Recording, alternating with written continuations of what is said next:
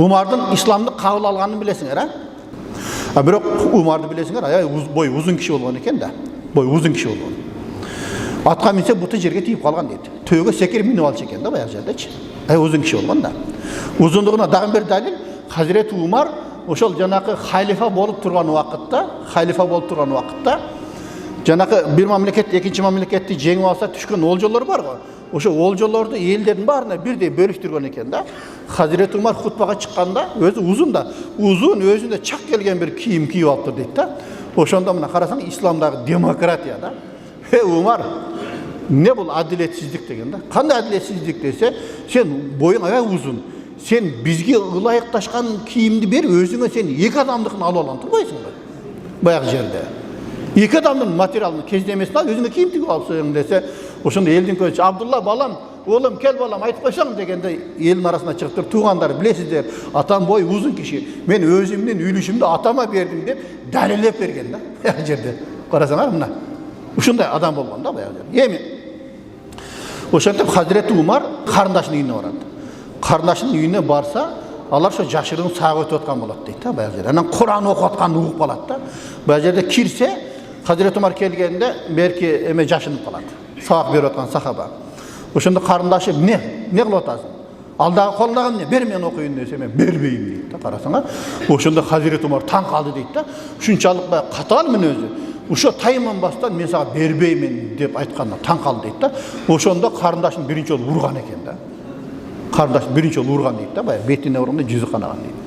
Ошондо да мен бербеймин деген. Бер алдагынын десе, бербейм. Бул Аллах Тааланын сөзү. Куран. Муну даратсыздар кармабайт. Дарат алып келсең, анан кийин берейм дейт. Баягы жерде карындаш карасаң, эми ушунчалык таң калат дейт да. Мен карындашым не себептен мынчалык бир күчтүү болуп кеткен деп тур, анан барып туруп дарат гусул алып туруп кайра келет да.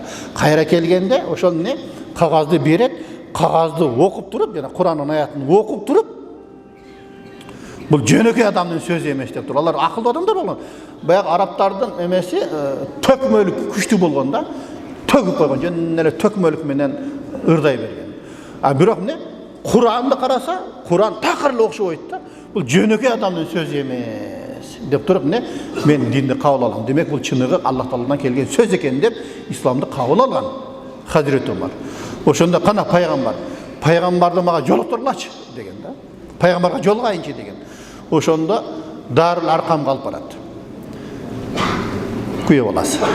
Ошондо барганда Хазіреті Умар эшик такылдатат. Ким экенсиң? Умар десе, Дарул Аркамда жашырынып отурган сахабалардын баардыгы бир бурчка такалып калды дейт да баягы жердечи. Коркуп да барды. Хазіреті Умардын жанында кээ бир эркектер не болду десе, өзүн жоготуп койгон эркектер да болгон экен да. Кээ бир дараты сынып калган эркектер да болгон да Умардын жанындачы. Көрбөйсүңбү? Ушунчалык болгон да. Ошону көрүп Умар келип десе, баары бурчка жыйналып калат дейт. Ошондо Хамза эшикти ача бергиле. Эгерде жакшылык менен келген болсо, кош келсин. Эгер жамандык менен келсе, мына мен турам жерде деп туруп, Хазіреті Хамза ошентип айткан да. Анан Хазіреті Умар ошентип кирди дейт да. Киргенде карасаңар, таң каласың, пайгамбарыбыз эки жакасынан алды дагы бир силкип туруп жерге отургузуп койду. Пайгамбарыбыздын жанында унчукпай отуруп берди Умар. Көрбөйсүңөр? Ошону көргөндө сахабалардын духу көтөрүлүп калды да, карасаңар.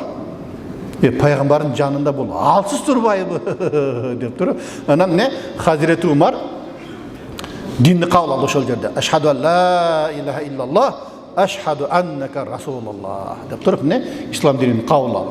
Ислам динин кабыл алгандан кийин эле, Мухаммад деди.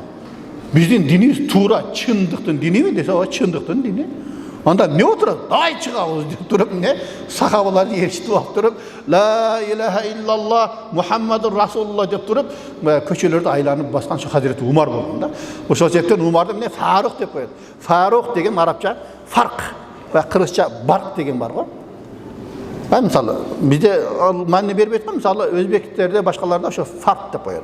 Фарк айырма деген мааниде. Ак менен караны айырмалоочу деген лакабы бар да Хазіреті Умардын. Эми карасаңар, бул Хазіреті Умар дагы эмне деп атат? Демек, хижра дейт. Ак менен караны айырмалоочу бир чоң бир сапар деди. Ошол себептен бизне ошо хижраттан жыл санагын баштайбыз деп туруп хижраттан башталды. Анткени хижратты билесиздер, пайгамбарыбыз Мадинага көчүп барды. Мадинага көчүп баргандан кийин ошол жерде биринчи мечитти куруп, ислам мамлекети түптөлдү да. Мусулмандар жай баракат жашап калды. Ошондо Хазирети Умардын өзүнүн көчүүсү да бир башкача болгон да. Элдин баардыгы жашырынып, түнделер көчүп кетсе, Хазирети Умар, Мекке, мен Мадинага көчүп кетип атамын.